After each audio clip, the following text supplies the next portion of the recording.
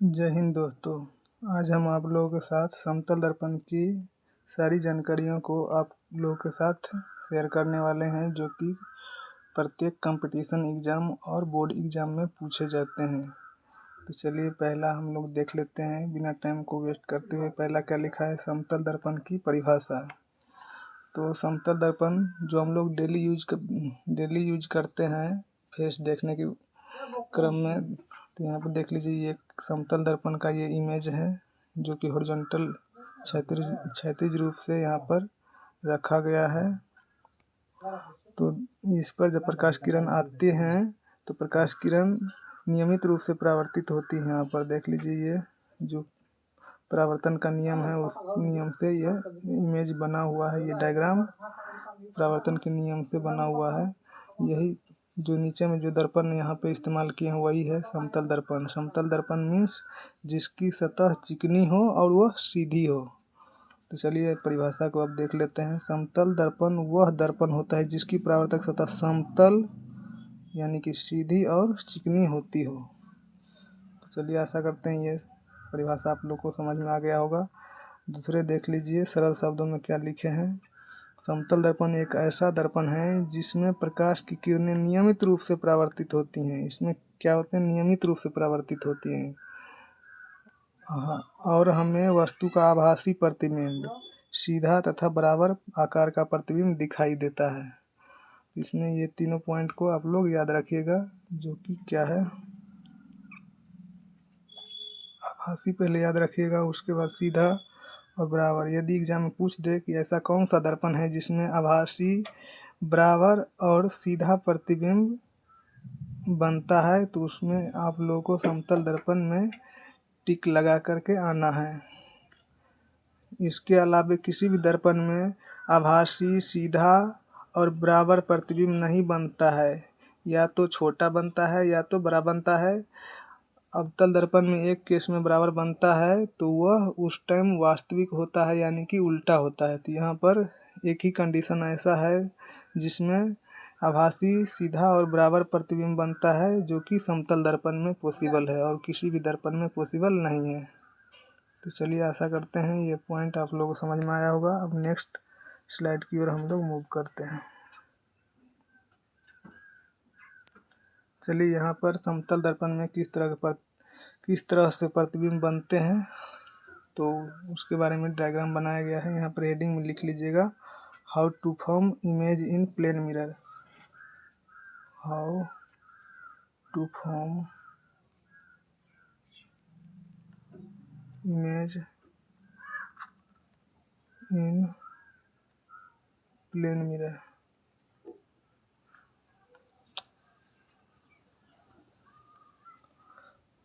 Sorry, पूरा नहीं लिख पाया।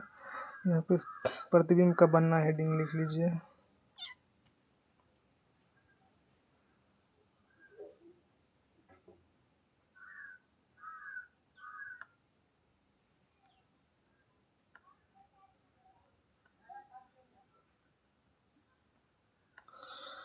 चलिए यहाँ पर देखिए किस तरह से प्रतिबिंब बना है। यहाँ पर ये सॉलिड लाइन होगा, डॉटेड लाइन नहीं होगा, क्योंकि ये दर्पण के आगे है। तो यहाँ पर देख लीजिए, ये इमेज का सिरा है। एक मिनट,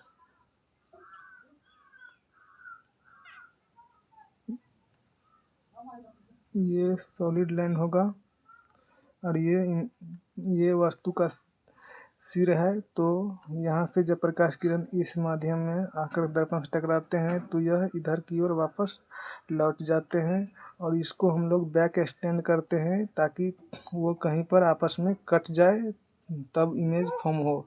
तो देखिए यहाँ पर ये पीछे एक्सटेंड किए हैं इसको, तो यहाँ पर आकर के इसको भी पीछे एक्सटेंड कर दिए, तो यहाँ पर आकर के बना है, जो कि सिमिलर ट्रायंगल का यहाँ पर कॉन्सेप्ट को यूज किया गया है। तो यहाँ पर देख लीजिए, सिमिलर ट्रायंगल का कुछ कॉन्सेप्ट यूज करते हैं हम लोग। देखिए, ये जो यहाँ पर कोण बना है आई और ये जो आर बना है ये दोनों आपस में बराबर है। और यहाँ पर इसको आप इस तरह से बढ़ा देंगे तो यहाँ पर देख लीजिए ये जो लाइन है वो लाइन एक ही लाइन है यहाँ से, तो यहाँ पर आर जो बना है वही आर यहाँ पर भी बन जाएंगे। और ये जो आई है ये आई, तो ये आई यहाँ पर बन गए हैं। तो यहाँ पर देख लीजिए ये दोनों यहाँ पर दोनों ट्रायंगल में ये वाला कॉमन है, दोनों ट्रायंगल में ये बीच वाला जो कॉमन है, तो उनके वजह से ये उभयनिष्ठ की वजह से यहाँ पर आर देख लीजिए और आर और ये एंगल बराबर होने की वजह से, जैसे आई और आर बराबर होने की वजह से ये एंगल और ये एंगल बराबर हो गए और ये दोनों भुजा उभयनिष्ठ हैं। तो यहाँ पर ये वाले जो भुजा है ये दोनों अलग कलर से दिखाते हैं, ये वाले और ये वाले दोनों आपस में बराबर हो जाएंगे। प्रिंसिपल ऑफ सिमिलर ट्रायंगल यदि आप लोग पढ़े होंगे तो अच्छे समझ में आ जाएंगे। तो ये दोनों बराबर है, तो इस तरह से हम कह सकते हैं कि प्रतिबिंब का जो आकार है वो वस्तु के आकार के बराबर बना है, क्योंकि ये प्रतिबिंब बना है इस साइड, ये वस्तु का आकार है, तो दोनों बराबर हो गए आपस में। तो ये वाला ये और ये आपस में बराबर होने की वजह से हम कह सकते हैं कि प्रतिबिंब का आकार और वस्तु का आकार दोनों आपस में बराबर हैं। तो चलिए हम लोग आगे बढ़ते हैं। आई थिंक ये भी पॉइंट आप लोगों को समझ में आया होगा। नेक्स्ट स्लाइड की ओर मूव करते हैं।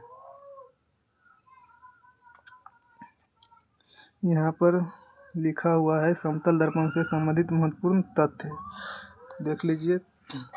ये एग्जाम में आते हैं बार बार, ये VVI क्वेश्चन है, कंपटीशन में तो आते हैं। देख लीजिए पहला में क्या लिखा है, यदि कोई वस्तु भी चाल से दर्पण की ओर चलता है तो उसे दर्पण में अपना प्रतिबिंब 2v चाल से अपनी ओर आता हुआ प्रतीत होता है। यानी कि जब हम यहाँ पर देख लीजिए, एक मिनट, यहाँ पर मान लीजिए एक दर्पण है और यहाँ पर हम यहाँ से इधर की ओर चलेंगे v चाल से, तो इधर से प्रतिबिंब इस साइड बनेंगे तो प्रतिबिंब इधर से आएंगे 2v चाल से। यानी जब हम v के चाल से दर्पण की ओर चलेंगे तो प्रतिबिंब दर्पण की ओर 2v चाल से आता हुआ प्रतीत होगा, क्योंकि ये आभासी होता है तो हमें प्रतीत होगा, यहाँ पर प्रतीत होता है। चलिए अब दूसरे पॉइंट को देखते हैं। किसी वस्तु का समतल दर्पण में पूर्ण प्रतिबिंब देखने के लिए दर्पण की लंबाई वस्तु की लंबाई की कम से कम आधी होनी चाहिए।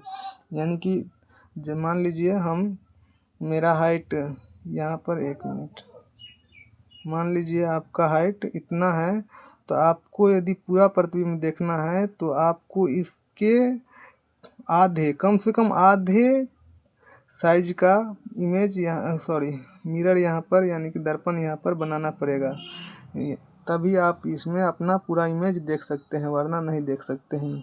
या तो आधे होगा या आधे से बड़ा होगा, तभी आप देख सकते हैं। कम से कम आधी होनी चाहिए। तो आई थिंक ये भी पॉइंट आप लोगों को समझ में आ गया होगा। चलिए तीसरे पॉइंट की ओर देखते हैं। यदि आपतित किरण को नियत रखते हुए दर्पण को थीटा डिग्री कोण से घुमाया जाता है तो परावर्तित किरण 2 थीटा डिग्री कोण से घूम जाती है। तो चलिए ये भी पॉइंट आप लोग याद रखिएगा, ये भी एग्जाम में पूछे जाते हैं बार बार। तो ये सारी पॉइंटों को आप लोग अच्छे से याद रख लीजिएगा, ये कंपटीशन के लिए बहुत ही इम्पोर्टेंट होते हैं। तो पहला में देख लीजिए, हम प्रतिबिंब यदि वस्तु v चाल से चलेंगे तो उसका प्रतिबिंब 2v चाल से दर्पण की ओर आएंगे। दूसरे में कम से कम आधे साइज का दर्पण होना चाहिए पूरा प्रतिबिंब देखने के लिए। और तीसरे में देख लीजिए थीटा कोण से यदि घुमाएंगे तो वो परावर्तित किरण 2 थीटा डिग्री कोण से घूम जाएंगे, यानी कि 2 गुने कोण से घूम जाएंगे। तो चलिए आशा करते हैं ये पॉइंट आप लोग समझ में आया होगा। नेक्स्ट पॉइंट की हम लोग मूव करते हैं।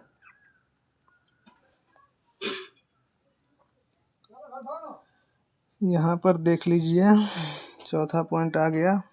यहाँ पे क्या लिखा है, यदि 2 समतल दर्पण थीटा डिग्री कोण पर झुके हो तो उनके द्वारा उनके मध्य में रखी गई वस्तु के बनाए गए कुल प्रतिबिंब की संख्या 360 डिग्री बाय थीटा माइनस 1 या 360 डिग्री थीटा होती हैं। यदि पूर्णांक नहीं है तो इससे अगला पूर्णांक मान लिया जाता है। तो चलिए इन पॉइंटों को हम लोग आसानी से समझते हैं। अभी देख लीजिए, यहाँ पर प्रतिबिंब की संख्या कह रहे हैं n बराबर 360 बट्टा में थीटा। देखिए ये तब होंगे प्रतिबिंब की संख्या जब यहाँ पर 360 बट्टे थीटा इसका जो मान होगा वो विषम हो जाएगा, विषम यानी कि ओड। यदि ओड होगा तो हम लोग जितनी ये 360 बट्टे थीटा का मान होगा वही आंसर हो जाएंगे। यदि सम हो जाएंगे, अब नेक्स्ट के लिए देख लेते हैं। n बराबर, हम लोग -1 का भी इस्तेमाल करेंगे। n बराबर 360 बट्टे थीटा में यदि इसका मान सम आ जाए तब उसमें से हम लोग -1 कर देंगे, यही हो जाएगा उस टाइम प्रतिबिंब की संख्या। यदि दो दर्पण के बीच यदि थीटा डिग्री का कोण बन रहा हो तब। चलिए ये भी पॉइंट लगता है हमें आप लोगों को समझ में आ गया होगा। यानी कि ये इस्तेमाल तब करना है जब 360 बट्टे थीटा का मान सम आ जाए, तो उसमें से हमको ये घटा करके प्रतिबिंब की संख्या को बता देना है। यदि 360 बट्टे थीटा का मान विषम आ जाए तो उसको हम लोग वही छोड़ देंगे, एक नहीं घटाएंगे विषम के केस में। और यहाँ पे लिखा है पूर्णांक नहीं होगा तो अगला पूर्णांक मान लिया जाएंगे। तो देख लीजिए, जैसे हर एक केस में ऐसा नहीं होता है कि पूरे डिवाइड हो जाए। एग्जाम्पल के लिए हम ले लेते हैं 300, एक थीटा का मान हम ले लेते हैं, पहले ले लेते हैं 72 ले लेते हैं।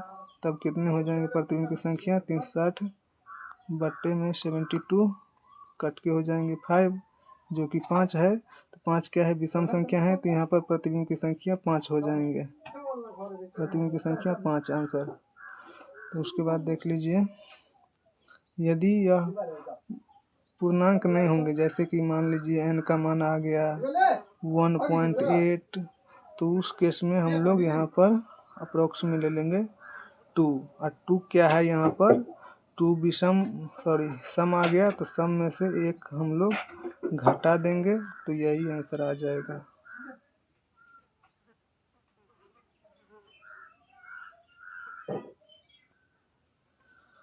चलिए लगता है हमें आप लोग को ये सारी पॉइंटों को समझ लिए होंगे अच्छे से। और एक बार देख लीजिए,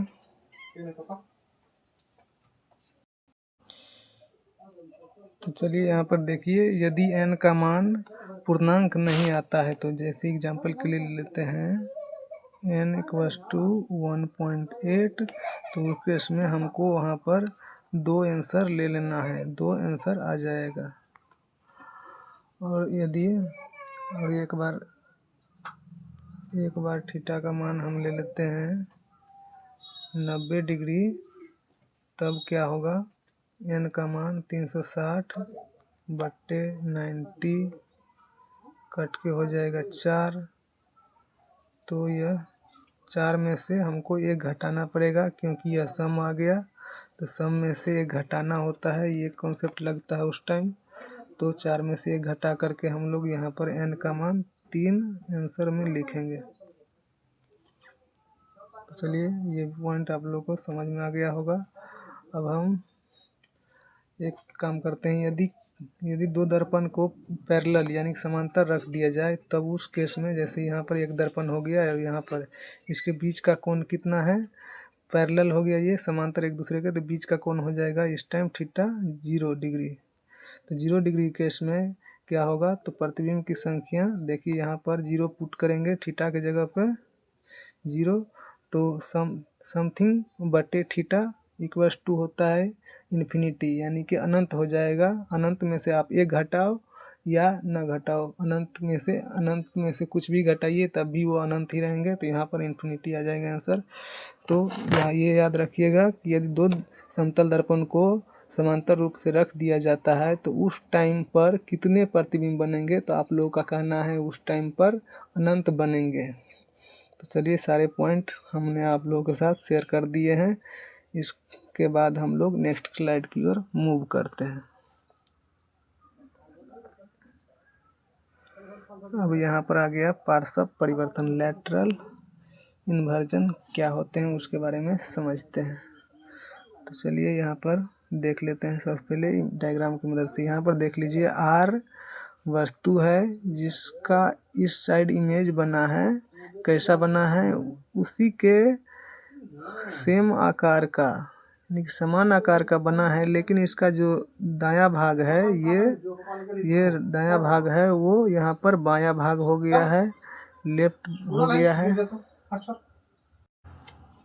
उसके बाद देख लीजिए ये लेफ्ट भाग है और ये यहाँ पर जा कर के राइट साइड में चला गया है। यानी कि जब हम दर्पण के सामने जाते हैं तो हम दायां हाथ ऊपर करते हैं तो हमें लगता है कि बायां हाथ ऊपर हो रहा है, और बायां हाथ ऊपर करते हैं तो हमें प्रतिबिंब में लगता है कि दायां हाथ ऊपर हो रहा है, मतलब उल्टा होता है लैटरली।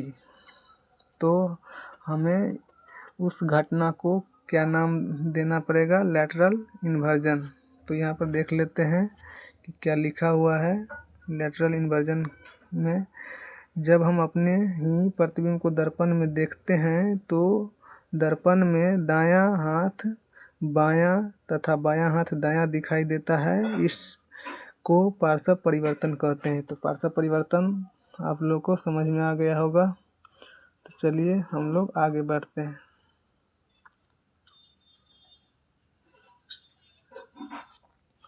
अब दर्पण द्वारा बने प्रतिबिंब की विशेषताओं को अच्छे से देख लेते हैं।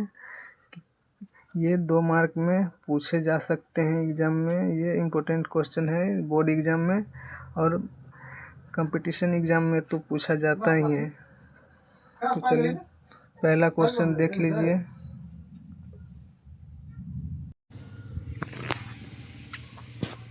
तो चलिए पहला में लिखा हुआ है दर्पण के पीछे बनता है। प्रतिबिंब कहाँ बनता है, दर्पण के पीछे। तो ये आप लोग समझ चुके होंगे, पिछले जो पॉइंट हमने आप लोगों के साथ डिस्कस किया है उसके थ्रू कि दर्पण के पीछे प्रतिबिंब बनते हैं, इसलिए हम लोग उसे डॉट डॉट रेखा से दिखाए थे। दूसरे पॉइंट में देख लीजिए दर्पण में क्या लिखा है, प्रतिबिंब का आकार वस्तु के आकार के बराबर होता है। अभी मैंने डायग्राम की मदद से आप लोगों को दिखाया है कि कैसे बराबर होते हैं, प्रिंसिपल ऑफ सिमिलर ट्रायंगल की यूज से वो बराबर हो जाते हैं। तो ये भी पॉइंट आप लोग को समझ में आ गया होगा। प्रतिबिंब वस्तु की अपेक्षा सीधा बनते हैं। जैसे प्रतिबिंब यहाँ पर एक दर्पण रख दे देते हैं, ये ऊपर की ओर होते हैं तो ये भी ऊपर की ओर होते हैं, यानी सीधा तो बनते हैं लेकिन पार्श्व रूप से वह उल्टा बनते हैं। तो चलिए यहाँ पर ये सीधा बनते हैं, ये समझ में आ गया होगा। पार्श्विक रूप से उल्टा बनता है, ये नेक्स्ट पॉइंट में है। प्रतिबिंब पार्श्विक रूप से उल्टा बनता है, जो कि अभी हमने लैटरल इन्वर्जन के थ्रू समझा है पार्श्व परिवर्तन में। 5वें पॉइंट में देख लीजिए प्रतिबिंब आभासी होता है, अर्थात हम इसे पर्दे पर प्राप्त नहीं कर सकते। आभास मतलब हम सिर्फ आभास कर सकते हैं, कल्पना कर सकते हैं उसके बारे में, लेकिन हमें वो प्राप्त नहीं होगा पर्दे पर। चलिए अब नेक्स्ट पॉइंट को देख लेते हैं। प्रतिबिंब दर्पण से उतना ही पीछे बनता है जितना वस्तु दर्पण के आगे होता है, अर्थात प्रतिबिंब की दूरी बराबर वस्तु की दूरी होते हैं। यहाँ पर आप लिख लीजिए, एक पॉइंट अभी लिख लीजिए यहाँ पर। समतल दर्पण में क्या होते हैं, वस्तु की दूरी,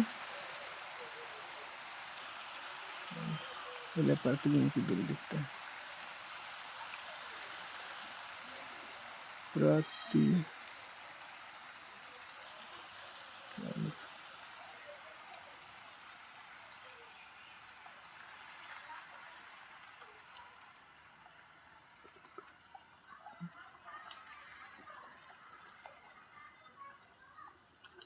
बराबर वस्तु की दूरी।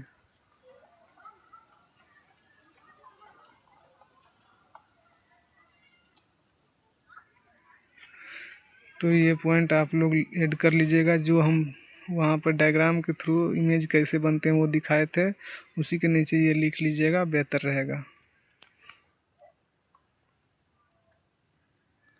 चलिए अब हम देख लेते हैं समतल दर्पण का उपयोग। समतल दर्पण का उपयोग कहाँ कहाँ किया जाता है। तो यहाँ पर लिखा हुआ है पहले में बहुरूपदर्शी, बहुरूपदर्शी, और दूसरे में लिखा है परिदर्शी, पेरिस्कोप। तो बहुरूपदर्शी में देख लीजिए, ये डायग्राम को देखिए, क्या डायग्राम है। इसमें कई सारे दर्पण लगे हुए हैं जो कि एक दूसरे के 60 डिग्री एंगल पर लगे हुए हैं, जो एग्ज़ाम में पूछे जाते हैं कि कितने डिग्री पर लगे होते हैं। तो यहाँ पर देख लीजिए क्या लिखा है, बहुरूपदर्शी में तीन समतल दर्पण को एक दूसरे से 60 डिग्री कोण पर रखा जाता है। कितने समतल दर्पण? 3, और कितने डिग्री पर? 60 डिग्री पर रखा जाता है। वस्तु को बीच में रखने पर इसके अनेक प्रतिबिंब बनते हैं, जिससे हमें सुंदर और रंग बिरंगे पैटर्न दिखाई देते हैं।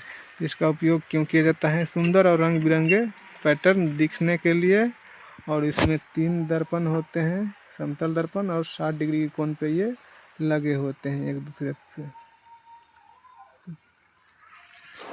चलिए ये पॉइंट आप लोग को समझ में आ गया होगा। अब दूसरे पॉइंट की ओर हम लोग देखते हैं क्या लिखा है।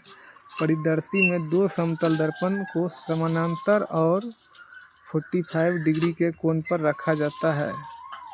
45 डिग्री कोण पर। बहुरूपदर्शी में 60 डिग्री के कोण पर, और यहाँ पर 45 डिग्री के कोण पर। एक मिनट। तो इससे प्रकाश का 2 बार परावर्तन होता है।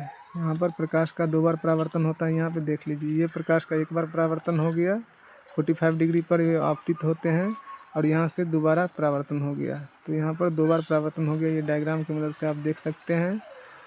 और ये ऊपरी दर्पण हो गए, ये निचले दर्पण हो गए। और यहाँ पे क्या लिखा है, हम बिना अपनी स्थिति बदले ऊंची या नीची जगह को देख सकते हैं।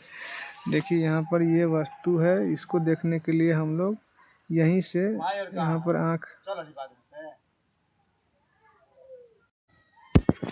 चलिए ये पॉइंट आप लोग को समझ में आ गया होगा। ये इसमें क्या याद रखना है, एक दूसरे के समांतर दर्पण को किस तरह सेट करते हैं एक दूसरे के समांतर। यहाँ पर देखिए ऐसे हैं, ये भी ऐसे हैं, समांतर हो गए। कितने डिग्री पर करते हैं? 45 डिग्री पर इसको सेट करते हैं, 45 डिग्री कोण पर रखते हैं, और यहाँ से जो किरण जाते हैं वो भी दर्पण से 45 डिग्री के कोण बनाते हुए यहाँ से इस पर टकराते हैं। यहाँ से ये अभिलंब हो गया, तो ये 45 डिग्री कोण पर टकराते हैं। इससे प्रकाश का 2 बार परावर्तन होता है, एक बार यहाँ से और एक बार यहाँ से। हम अपनी स्थिति बदले बिना ही उस ऊंची जगहों को भी देख सकते हैं, इसलिए इसको उपयोग किया जाता है। तो चलिए सारे पॉइंटों को हमने आप लोगों के साथ डिस्कशन किया है। चलिए thank you for watching my video. मेरे चैनल को आप लोग सब्सक्राइब कीजिए। यदि आज वीडियो अच्छा लगता हो तो अपने दोस्तों के साथ भी शेयर करें। आज के लिए बस इतना ही। Thank you.